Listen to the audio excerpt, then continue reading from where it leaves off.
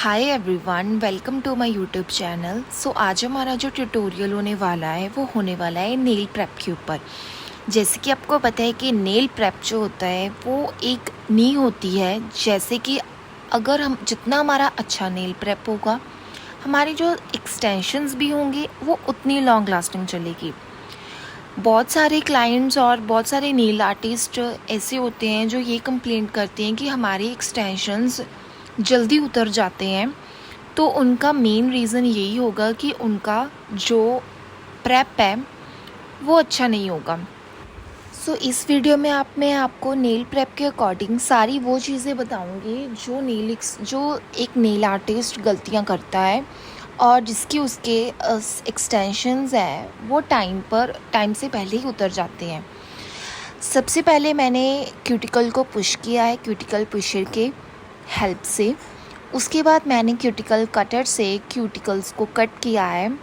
इस प्रोसेस को आपको बहुत ही ध्यान से करना होता है ताकि क्लाइंट के कट ना लग जाए। मेरे पास बहुत सारे ऐसे स्टूडेंट्स भी आते हैं जो कहते हैं कि हम जब भी क्लाइंट के ऊपर कोई भी क्यूटिकल कट करते हैं तो वो ब्लड आ जाता है।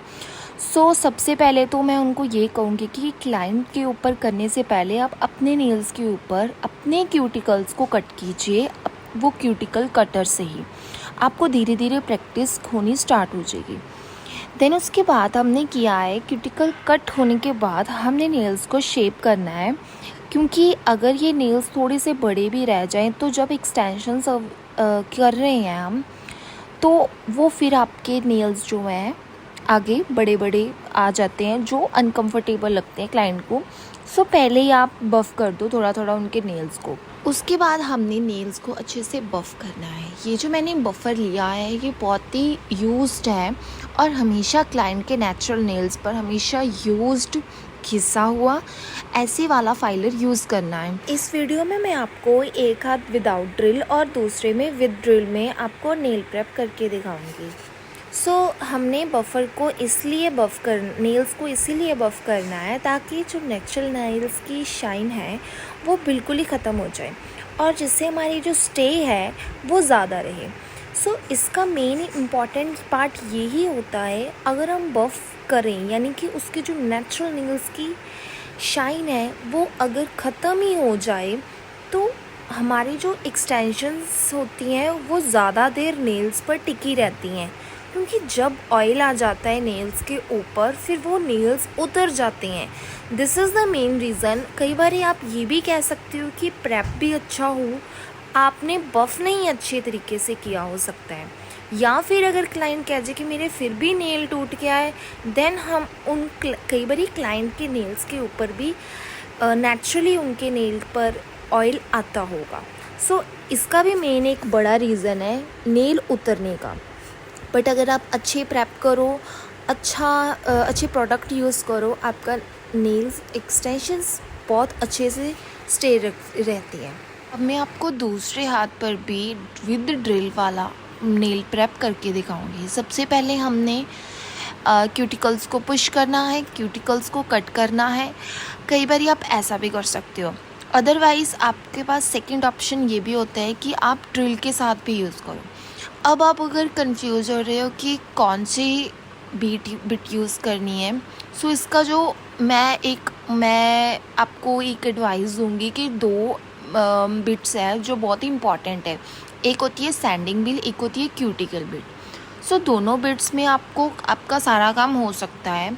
एंड एक होती है हार्श, जो होती है रिमूवल बिट होती है, उससे भी आपका काम अच्छे से चल सकता है। लेकिन जैसे मैंने आपको वीडियो में दिखा रही हूँ, ये मैंने यूज़ की है क्यूटिकल्स वाली बिट। इससे जो हमारे क्यूटिकल एरिया है वो अपने आप ही डेड स्किन उनकी निकल जाती है। Yes, and this is a very fast process. इससे आपके जल्दी हो जाएंगे नेल्स, थोड़ा सा आपकी मेहनत कम होगी एंड नेल प्रेप आपका अच्छा होगा, एक्सटेंशंस आपकी अच्छी लगेंगी लास्ट में। उसके बाद हमने नेल बिट क्यूटिकल वाले यूज़ करके इसके बाद हमने सैंडिंग बिट यूज़ करनी है। जैसे क्यूटिकल्स इससे आराम से निकल जाएंगे।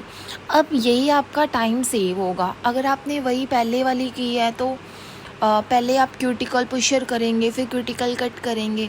और सेकेंड हैंड में मैंने जैसे आपको बताया कि कितना ईजी क्यूटिकल वाली एक बिट लेनी है और एक सैंडिंग बिट लेनी है, एंड दैट्स इट, आपका प्रेप हो चुका है। सो कई बारी आपको नीड नहीं पड़ती है, क्योंकि कई बारी क्लाइंट के इतने क्यूटिकल्स नहीं होते हैं कि हम उसको ज़रूरी नहीं है कि क्यूटिकल्स कटर से ही कट कीजिए। ज़रूरी नहीं है, हर क्लाइंट के ऊपर डिपेंड करता है। कई बारी उनका ज़रूरी नहीं होता है कि क्यूटिकल्स को क्यूटिकल कटर से ही कट करना पड़ता है। एंड नाउ मैंने क्यूटिकल्स को कट कर दिया है। अब जो है ये थोड़ा सा हो रहा है कि ये निकल नहीं रही है, एंड फाइनली इतनी जद्दोजहद के बाद निकल चुकी है क्यूटिकल वाली। एंड उसके बाद मैंने सैंडिंग बिट लगाई है। सैंडिंग बिट से क्या होता है, आपका कोई भी एक भी सिंगल पोर्शन जो नेल का होता है वो वो सही बफ़ हो जाता है, आराम से बफ़ हो जाता है। इससे कोई भी एरिया नेल का ऐसा नहीं होता जो बफ़ ना हो। सो सैंडिंग बिट इज़ मैं सीरियसली, पहले मुझे लगता था नेचुरल नेल पर नहीं चलानी चाहिए, बट जब ये भी एक प्रॉपर टाइम के बाद घिस जाए तो हमें ये नेचुरल नेल पे यूज़ करनी चाहिए। लेकिन आप प्रॉपर सीधी नए वाली नहीं लेके यूज़ कर सकते, ये मेरी पुरानी वाली है। So that's why I am using it on my clients nail. So सारी नेल्स को बफ़ करने के बाद अब हमारी बारी आती है प्राइमर एंड डिहाइड्रेटर की। प्राइमर और डिहाइड्रेटर दोनों मैं शिल्स का यूज़ करती हूँ, and this is the very long lasting. और प्राइमर डिहाइड्रेटर की बहुत इम्पॉर्टेंट है, जो आपको अच्छी कंपनी का ही यूज़ करना चाहिए। सो अब हमारा नेल प्रेप डन हो चुका है, and yes guys, this is the video for the nail prep. और अगर आपको आज वीडियो अच्छी लगे तो लाइक एंड सब्सक्राइब ज़रूर करना। Bye bye.